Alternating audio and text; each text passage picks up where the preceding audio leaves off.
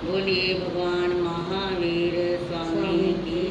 वर्तमान आचार्य सम्राट ध्यान योगी डॉक्टर श्री शिव मुनि जी महाराज की। उत्तर भारतीय प्रवर्तक भंडारी श्री पदमचंद जी महाराज की। उत्तर भारतीय प्रवर्तक बुद्धि गुरुदेव वाणी के जादूगर श्री अमर मुनि जी महाराज की। संधारा साधकों प्रवर्तनी गुणी श्री स्वर्ण कांता जी महाराज। उत्तर भारतीय प्रवर्तनी गुणी श्री सुधा जी महाराज। जीन शासन पारसवनी महासाधु श्री समता जी महाराज। पूज्य गुरुदेव के बारे पदम अमर शिष्य श्री वरुण मुनि जी महाराज ने जो हमें सूचित किया, हमारे भाव पूज्य गुरुदेव की यादों में चले गए। वो यादें सन 1978 की उत्तर भारतीय प्रवर्तन गुरु श्री सुधा जी महाराज, जीन शासन पार्षद महासाधु श्री समता जी महाराज के मुकाबले से वो सन 1978 की बातें बहुत बार सुनने को मिली और अब भी सुनते ही रहते हैं कि सन 1978 के अंदर अम्बाला के अंदर उत्तर भारतीय प्रवर्तक पूज्य गुरुदेव वाणी के जादूगर श्री अमर मुनि जी महाराज का चतुर्मास था।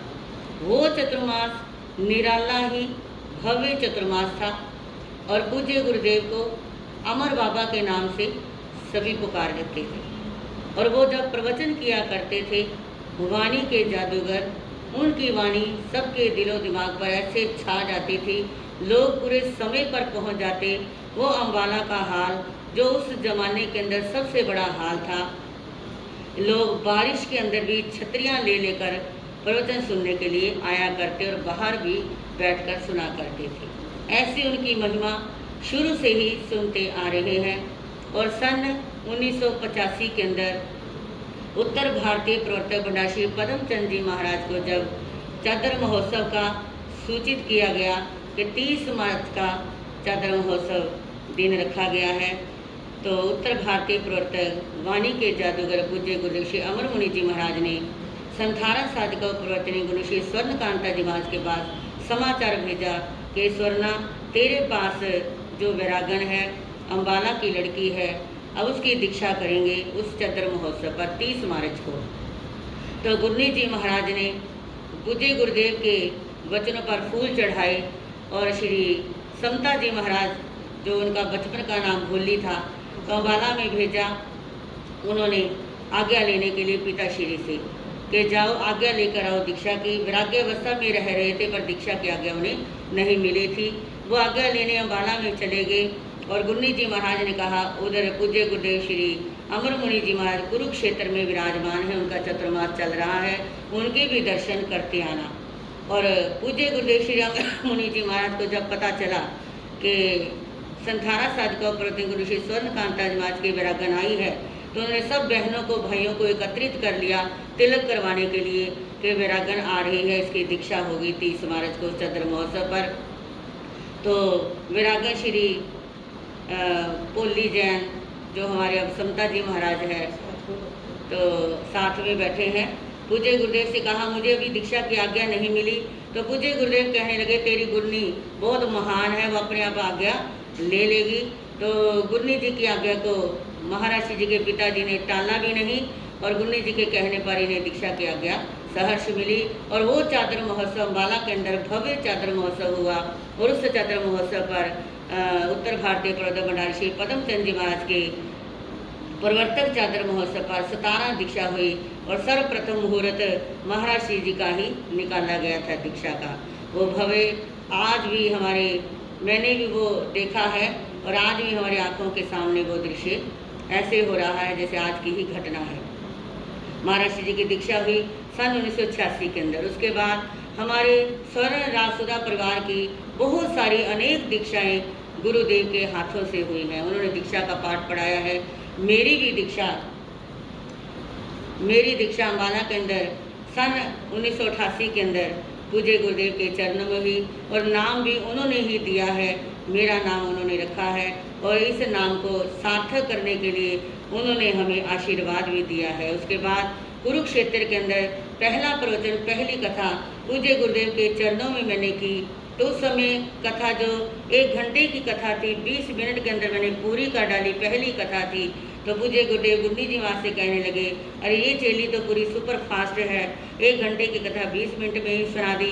तो गुरुदेव के वचन ऐसे उत्तम निकले, उन्हीं के वचनों के अनुसार ऐसा आशीर्वाद मिला। आज उनकी महिमा इतनी है, उनका आशीर्वाद ऐसा फला है, आज 20 मिनट की कथा 1 घंटे में सुनाने का प्रयास रहता है, क्योंकि गुरुदेव ने ऐसे ही वचन उस समय फरमाए थे, उनका आशीर्वाद मिला था।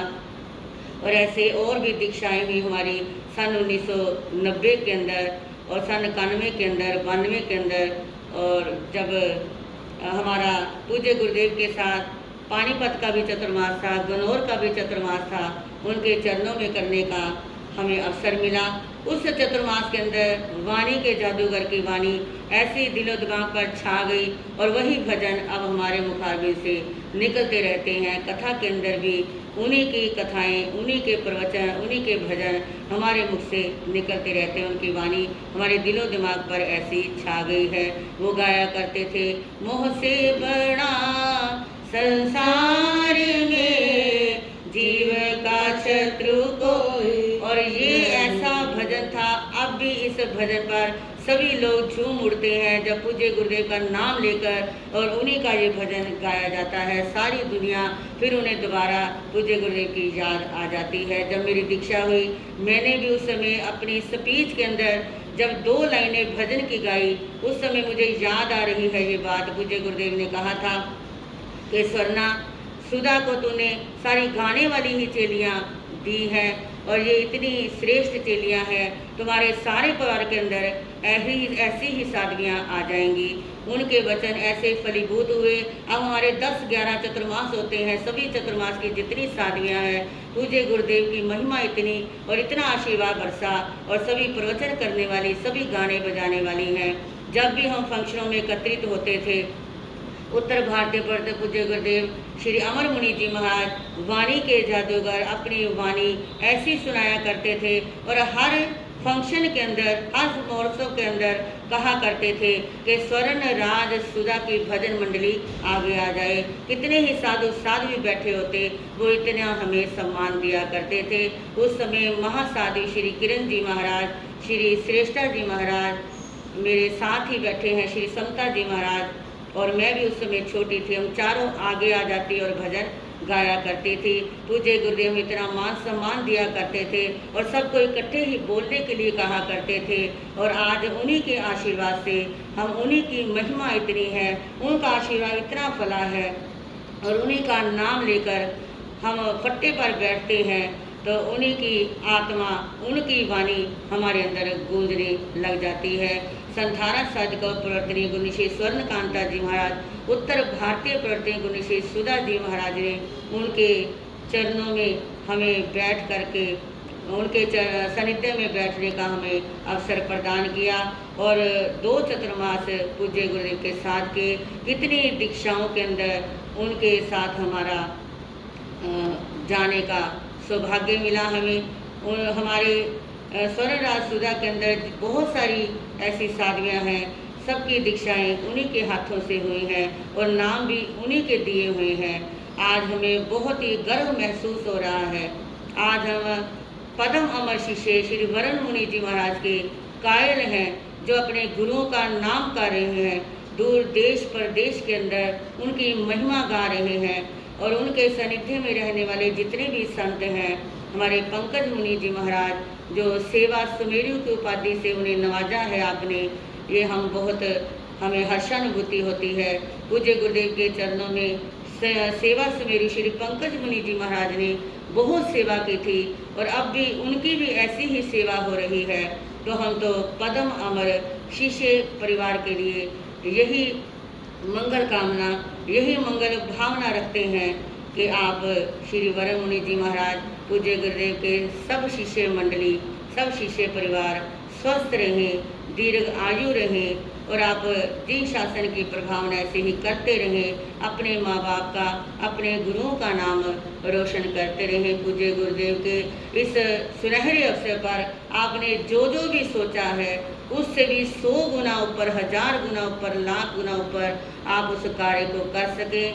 हम गुन्नी जी महाराज की ओर से यही मंगल भावना और यही मंगल कामना हम आपके लिए करते हैं। आपने हमें बोलने का अवसर दिया, तो जो हमारे अंदर भाव थे आपने कहा वही सुनाना है, आप बीती सुनानी है, और आप बीती सुनाने का हमें ये सुनहरा अवसर मिला है। गुरुओं के गुणगान गाने का ये सुनहरा अवसर मिला है।